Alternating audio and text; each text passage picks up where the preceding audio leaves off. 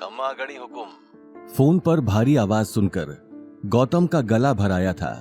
वो अपने आप को संभालते हुए शोरूम के अंदर आकर कोने में बनी एक जगह पर बैठ गया। घणी खमा मुंशी जी, कैसे हैं? गौतम इस वक्त जिस शख्स से बात कर रहा था वो कोई और नहीं, उसके पापा रघुवेंद्र सिंह राठौड़ के मुंशी कमल स्वरूप थे, जो रंजोर की रॉयल फैमिली से बिलोंग करते हैं। गौतम रघुवेंद्र का सबसे छोटा बेटा था, जो असल में रंजोर का राजकुमार था। गौतम अपने पैलेस सुमेर भवन में ही बड़ा हुआ था। यह कहना गलत नहीं होगा कि वो सोने की चम्मच लेकर पैदा हुआ था। और फिर एक दिन उसके दादू साहब ने उसकी शादी अपने खास दोस्त की बेटी दीपशिखा के साथ तय कर दी। हालांकि दीपशिखा गौतम की बचपन की दोस्त थी, वो उससे प्यार नहीं करता था और उसकी फैमिली कुछ सुनना नहीं चाहती थी। फिर महल में एक ऐसा हादसा हुआ जिसके बाद सब कुछ हमेशा के लिए बदल गया। और जिस दिन शादी होने वाली थी, गौतम सजे हुए मंडप को सूना छोड़कर भाग निकला। सुमेर भवन में आज भी वो मंडप उसी तरह सजा हुआ वैसा ही पड़ा था। मैं तो चोखो हूँ, बस थारी बहुत याद आवे है हुकुम। जब से आप गए हो महल सूना हो गया है। और मुंशी जी, मुझे आपकी मदद चाहिए। मैं बहुत बड़ी मुसीबत में हूँ। हम जानते हैं आप किस मुसीबत में फंसे हो। ये मुंशी तो ये भी जाने है कि आप इस वक्त हो कहाँ, किस फैमिली के घर जमाई बनकर रह रहे हो। आपकी सास, ससुर और पत्नी सबके बारे में इस मुंशी के पास पक्की खबर से। गौतम ये बात सुनते ही हैरानी से अपने आसपास देखने लगा और शोरूम से बाहर चला गया। वो पिछले 4 साल से अपने परिवार और रंजोर से दूर भाग रहा था, लेकिन उसके दादो साहब उसकी एक एक चीज पर नजर रखे हुए थे। ठीक है, फिर अगर आप इतना कुछ जानते ही हैं तो फिर अभी के अभी 30 लाख रुपए भिजवा दीजिए, मुझे जरूरत है। हुकुम, ऐसा क्यों कर रहे हो? आप एक राजकुमार होकर किसी के घर का काम कर रहे हो, झूठे और गंदे बर्तन साफ कर रहे हो। सुमेर भवन में अपनी राजधानी को छोड़कर आप क्यों ये सब कर रहे हो? किसी को समझ नहीं आ रहा है। अगर ये बगावत है तो किस बात की बगावत? मुंशी जी की बातों ने गौतम के 4 साल से छुपे घाव को आज कुरेद के रख दिया था। आखिर में गौतम ने वो कहा जो आज तक कोई नहीं जानता था। मुंशी जी, कोई बगावत नहीं है, एक मुखौटा है, घर जमाई का मुखौटा। हमारे देश में सबसे निकम्मा एक घर जमाई को ही माना जाता है, इसलिए मैं एक घर जमाई बनकर रह रहा हूं। क्यों और किस लिए, ये वक्त आने पर सबको पता चल जाएगा। मुझे इस वक्त इस टॉपिक पर और कोई बात नहीं करनी। मेरे सामने अभी बहुत बड़ी प्रॉब्लम है। आप सिर्फ इतना बताएं कि आप इस वक्त मेरी मदद करेंगे कि नहीं। हुकुम, 30 लाख तो हम अभी आपको दे देंगे, लेकिन बड़े हुकुम की वही शर्त है। क्या? आपको दीपशिखा बिटिया से शादी करनी होगी। क्या? मुंशी जी, मेरी शादी हो चुकी है, मैं दीपशिखा से कैसे शादी कर सकता हूँ? ये पॉसिबल नहीं है। बड़े हुकुम आपकी शादी को नहीं मानते। आपके अचानक सुमेर भवन से चले जाने के बाद बड़े हुकुम के ऊपर कई सवाल उठे। ये मुंशी अपने मालिक की बात के खिलाफ नहीं जा सकता। पैसों के बदले आपको अपनी पत्नी को तलाक देना होगा और दीपशिखा बिटिया से शादी करनी होगी। ये बात सुनते ही गौतम सोच में पड़ गया। मतलब 4 साल बाद भी दादू साहब वैसी की वैसी ही है, जिद्दी। लेकिन इस बार उनकी जिद के चलते मैं अपनी 4 साल की मेहनत को बर्बाद नहीं कर सकता, ना ही मैं अवनी को छोड़ सकता हूं। उसके पास अब कोई रास्ता नहीं बचा था। वो मना करता, उससे पहले ही उसके सामने अवनी का चेहरा घूमने लगा, जो अपनी जान जोखिम में डालकर कबीर जैसे अय्याश लड़के से मदद मांगने जा रही थी। ठीक है, मुझे मंजूर है, लेकिन मुंशी जी, मुझे 1 साल का वक्त चाहिए। 1 साल बाद मैं खुद अवनी को छोड़ दूंगा और बड़े हुकुम जिससे कहेंगे उससे शादी कर लूंगा। जहाँ 4 साल इंतजार किया है, वहाँ 1 साल और सही। बड़े हुकुम भी ये बात सुनकर खुश हो जाएंगे। ठीक है, फिर 30 लाख रुपए के साथ आपको मेरा एक और काम करना होगा।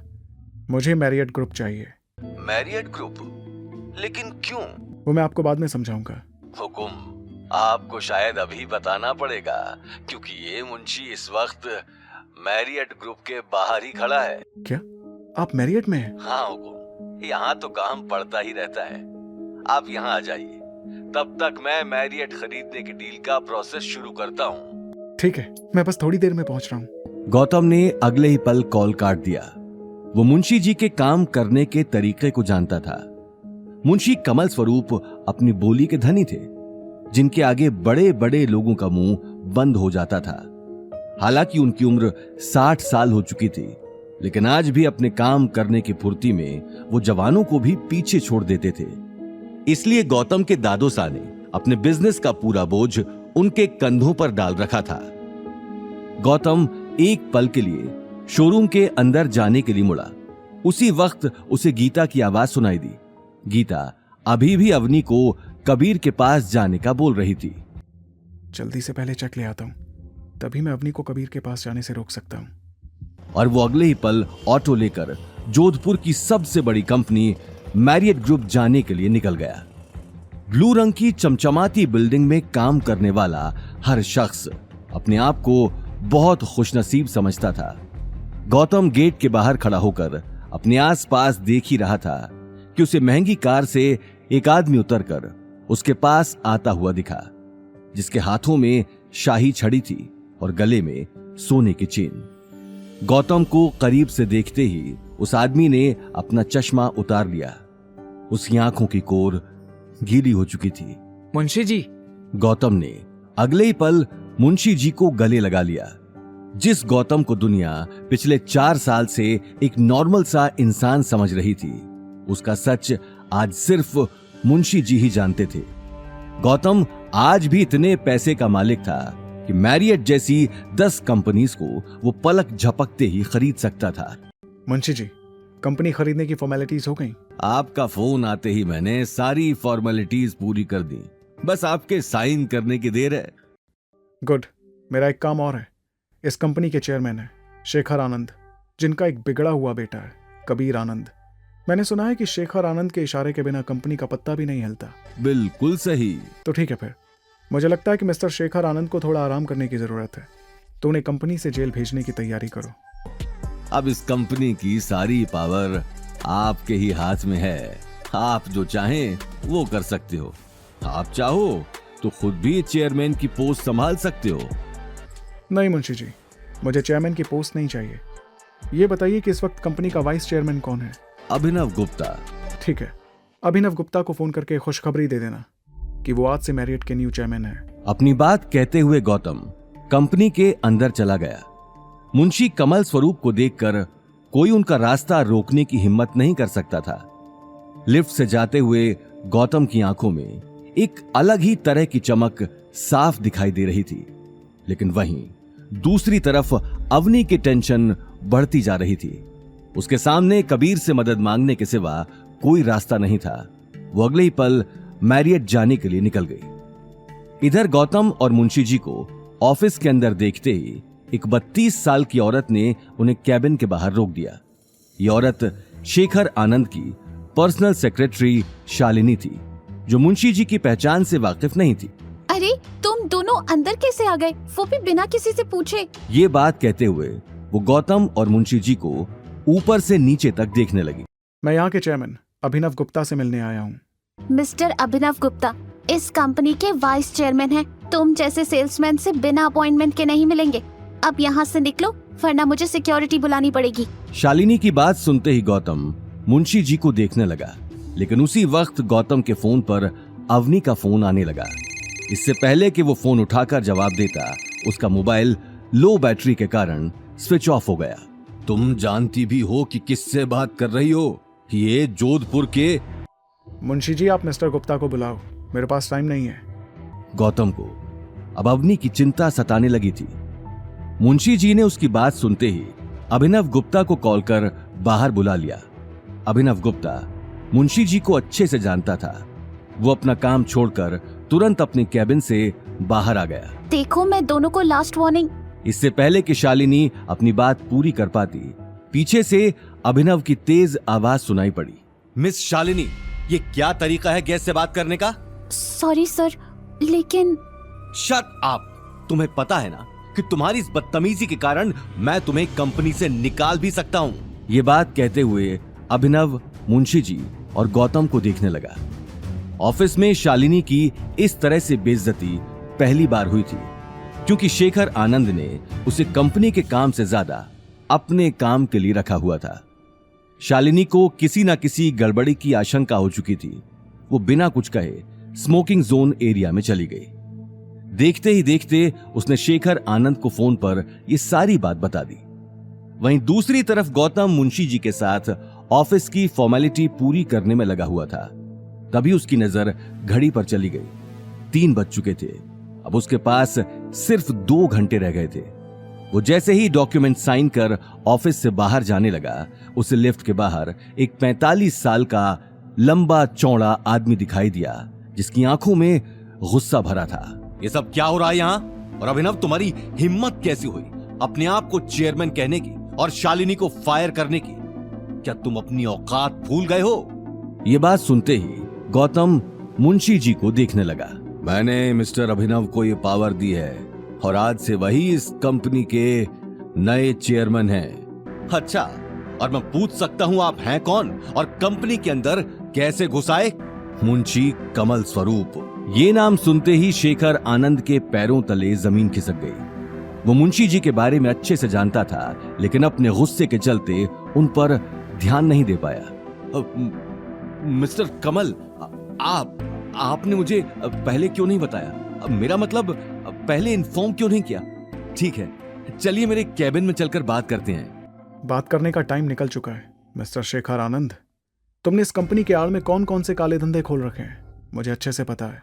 ये बात सुनते ही शेखर का गला सूख गया। वो अपना चश्मा उतारकर आसपास देखने लगा। ऑफिस में मौजूद बहुत सारे एम्प्लॉइज आसपास खड़े होकर उसी को देख रहे थे। उसी वक्त गौतम ने उनके हाथ में एक लेटर थमा दिया, जिसमें साफ लिखा था कि कंपनी का नया ओनर अब गौतम था। मिस्टर अभिनव, आप कैबिन में आइए, मुझे आपसे कुछ बात करनी है। मुंशी जी, आप भी आइए। गौतम तुरंत शेखर आनंद के कैबिन में चला गया, जिसके बाहर बड़े बड़े अक्षरों में चेयरमैन लिखा था। शेखर खामोश खड़ा सभी को जाते हुए देख रहा था। आज एक ही झटके में वो अपना सब कुछ गंवा बैठा था। वहीं कैबिन के अंदर आते ही गौतम अपनी घड़ी में टाइम देखने लगा। वक्त निकलने के साथ ही उसके दिल में अवनी और उसकी फैमिली के लिए चिंता बढ़ती जा रही थी। मिस्टर अभिनव, आज से आप इस कंपनी के चेयरमैन हैं। सारे फैसले आप ही लेंगे। थैंक यू सर, मैं पूरी ऑनेस्टी के साथ अपना काम करूंगा। आपको कभी शिकायत का मौका नहीं दूंगा। गुड। एक बात और, मुझे जल्द से जल्द शेखर आनंद और उसके बेटे कबीर आनंद के सारे काले चिट्ठे चाहिए। इन दोनों ने बहुत सारी लड़कियों की लाइफ बर्बाद की है। अब इनका जेल में जाने का टाइम आ गया है। सर डोंट वरी, मेरे लॉकर में इनके खिलाफ सारे सबूत हैं। मैं जानता था कोई न कोई इनके खिलाफ आवाज उठाएगा। मुझे बस आज के दिन का ही इंतजार था। मैं आपको सारे सबूत दे दूंगा। ओके मुंशी जी, अब आप मुझे चेक दे दीजिए, मेरे पास टाइम नहीं है। जी हुकुम। अब छोटे हुकुम, बस एक बात जाननी थी। आपने जो कहा वो घर जमाई का मुखौटा, मेरी समझ में कुछ आया नहीं। मुंशी जी, आप मुझे बचपन से जानते हैं, मैं बिना वजह कुछ नहीं करता। 4 साल पहले महल छोड़ा था क्योंकि मजबूरी थी। आज घर जमाई बनकर जी रहा हूं क्योंकि मजबूरी नहीं, मकसद है। वरना आप भी जानते हो कि मैं उनमें से नहीं हूं जो किसी लड़की को उसकी शादी के मंडप में छोड़कर भाग जाए। अभी के लिए आप सिर्फ इतना समझ लीजिए कि यह सिर्फ एक मुखौटा नहीं, मेरी स्ट्रेटेजी है। याद है, पापा हमेशा कहा करते थे, राजा वही जो खुद पर पर्दा डाल सके और वक्त आने पर सबके नकाब उतार सके। मुंशी जी को समझ नहीं आ रहा था कि गौतम का ऐसा क्या मकसद है, लेकिन वो ये भी जानते थे कि गौतम जब तक न चाहे उन्हें और कुछ पता नहीं चल पाएगा। मुंशी जी ने अगले ही पल गौतम को चेक दे दिया, लेकिन तभी उनके फोन पर बाहर खड़े बॉडीगार्ड का कॉल आ गया। फोन उठाते ही मुंशी जी हैरानी से गौतम को देखने लगे। हुकुम, अवनी अभी अभी कबीर आनंद के कैबिन में गई है। क्या? मुंशी जी की बात सुनते ही गौतम के पैरों तले जमीन सरक गई। वो कबीर की हरकतों को अच्छे से जानता था। क्या गौतम अवनी को कबीर के चंगुल से छुड़ा पाएगा? क्या अवनी गौतम की सच्चाई जान पाएगी?